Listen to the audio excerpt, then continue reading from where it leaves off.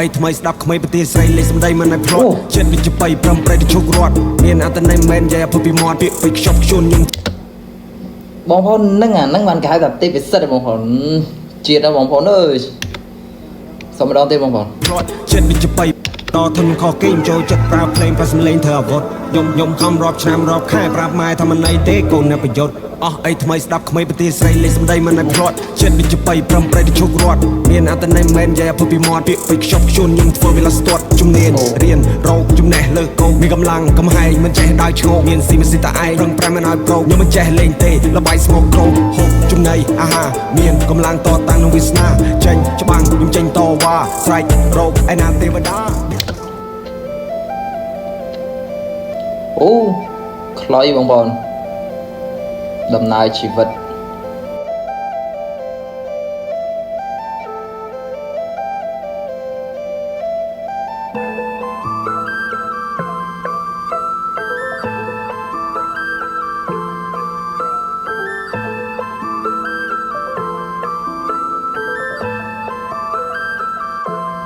្មានចិត្តខ្លួនណាជ្រៅចិត្តទលេស្មានចិត្តគេជ្រៅចិត្តសមុទ្រលើលោកនេះគ្មានអ្វីដែលថិតថេរអ្នកបោកប្រាស់គេទេវតាបហាមុខតាំងពីតូចដល់ធំខ្ញុំខុសគេខ្ញុំចូលចិត្តប្រើភ្លេងប្រសំលេងធ្វើអាវុធខ្ញុំខំរាប់ឆ្នាំរាប់ខែប្រាប់ម៉ែថាមិនអីទេកូនអ្នកប្រយុទ្ធ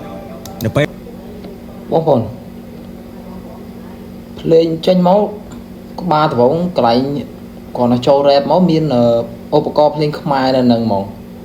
ចូលត្បូងមានតែខ្លុយឯដល់ពេលចូលមកដល់កន្លែងគាត់រ៉េបមានឆឹងហើយនឹងដូចជាស្គរឡយបងប្អូនធ្វើអាវុធខ្ញុំខំរាប់ឆ្នាំរាប់ខែប្រាប់ម៉ែថាមិនអីទេកូនអ្នកប្រយុទ្ធនៅពេលឡើងពូហួឆ្ងាយជាស្លឹងនេះឯងនៅកំឈោងមកតកុលមិនសំខាន់ថាស្រីថាប្រុសបើនៅរាប់អានខុសជីវិតអ្នកនឹងរវល់ពាក្យពោម៉ែដូចជាខែឡើងក្រោះហើយក៏ពាក្យកូនប្រុសពីមនុស្សពឹសពលចេះឯចេះក្រាញ់ចិត្តគេផ្សារខ្មែរស្រាប់យល់ឬមិនយល់ចាប់ពីគ្រួសារក្រសត់ខំប្រឹងអត់ធ្មត់តស៊ូនេះជាកូនកាខ្ញុំបោជាសាច់ឈាមស្រស់ពេលវេលាខ្ញុំទាំងអស់ធ្វើរឿងមួយដ៏អស្ចារ្យខ្ញុំដើរកិនដេកកិនអត់មានពេញចិត្តខូចចិត្តឬ drama ខ្ញុំមិនបដ ாய் តាមព្រំនៃខិតជីវិតទឹកបោះសិតសាងមកអាមាអូអសិតយុគដូចមៀមព្រឹកដូចជាមថ្ងៃដូចខ្លាស្វាយដូចចំណៃមកក្រៀមក្រៀមតែមិននៅសៀមទៅពីហានខ្លាខ្លាំងដូចដំរីក៏សាំងគេទៅនាមក្មេងមកពីសៀមរៀបធ្វើជុះធ្លៀងចូលចិត្តតែបាញ់ចូលចិត្តច្រៀងដើរផ្លូវត្រង់ឬក៏ដើរផ្លូវវាមតែទៅជួបគាត់តោងទៀមខ្ញុំមកវេត្រៀមទៅឈោមុខខ្ញុំ welcome ទៅវិសុខឬក៏តុកខ្ញុំដើរជន់ទឹកជន់ដីជន់ភពប្រឹងធ្វើកម្មថ្ងៃទ្រពជីវិតខ្ញុំខុបឃីង every day ពេលល្បីគេបុកឃីងអត់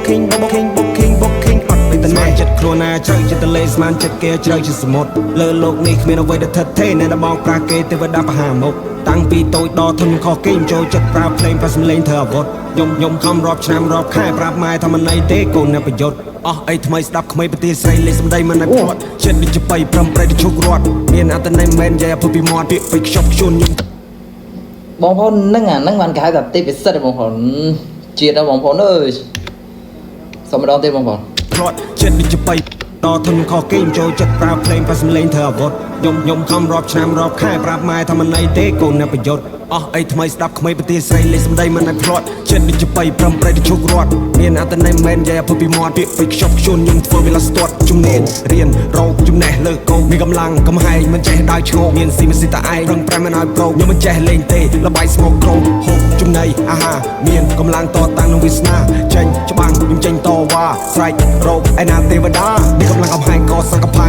ខ្វេះនៃជីវិតជន់ជឿដូចអំបែងឆ្លងកាត់វាមានដំណាក់មានដំណែងចេះថ្លឹងថ្លែចេះមើលគេឯងមានអាហារហូបចុកច្រើនចេះចែកគេមានសុជីវធម៌ចេះដឹងគុណគេរៀនស្លាប់បងប្អូនបទនេះបើតាមខ្ញុំស្ដាប់ទៅបែបអប់រំភាគច្រើនមានពាក្យអប់រំច្រើនដូចជាទេវតាបរាមុខអីចឹងទៅហើយនិយាយទៅបទហ្នឹងគាត់លាយជាមួយឧបករណ៍ភ្លេងខ្មែរឡយបងប្អូនមិនសូវថ្លៃព្រោះកម្រៃមិនដល់គេហាក់រៀនសាលាល្អក៏មិនប្រកបផ្កាយដែរមកវក់នឹងអំនួតឈួតឡប់ឈួតឡាយវ័យពេញរៀនទៅធ្វើរឿងអាវ៉ាសាយឡើងដល់ក្រុងហើយក៏ភ្លេចស្រុកស្រែហើយកុំលយពេកប្រយ័ត្នទៅភ្នែកពុកម៉ែជីវិតមួយលានឧបសគ្គខំពីលេខ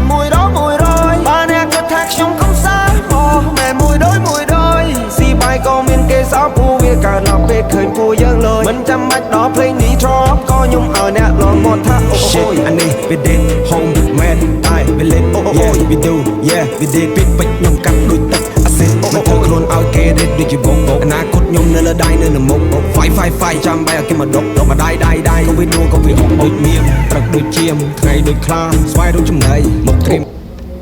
អូបងប្អូនអាកន្លែងនេះលុយព្រឹកដូចមៀមថ្ងៃដូចជាមអាកន្លែងលុយបងប្អូនដូចគាត់ចង់បានន័យថាពេលព្រឹកគាត់អត់ចេញតាណាទេសัตว์ជាមនៅសងំតើយប់បានចេញដើរអញ្ចឹងហើយនេះ ដៃក៏វានួក៏វាអុកដូចមៀមព្រឹកដូចជាមថ្ងៃដូចខ្លាស្វាយដូចចំណៃ នេះបងប្អូនអាកន្លែងថ្ងៃដូចខ្លានេះចង់និយាយថាពេលយប់គាត់សងំដូចសัตว์មៀមកម្រដើរថ្ងៃបងប្អូន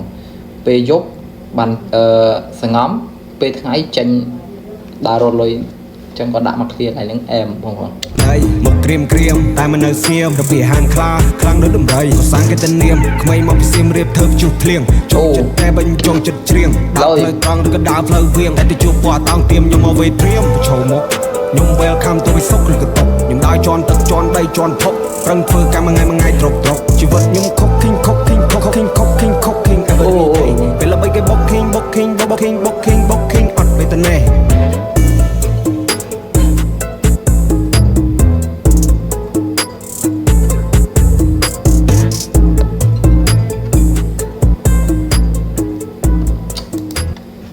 បងប្អូន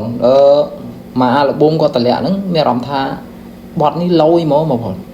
ខ្ញុំមានអារម្មណ៍ថាខ្ញុំស្រឡាញ់បទនេះជាងគេបងប្អូន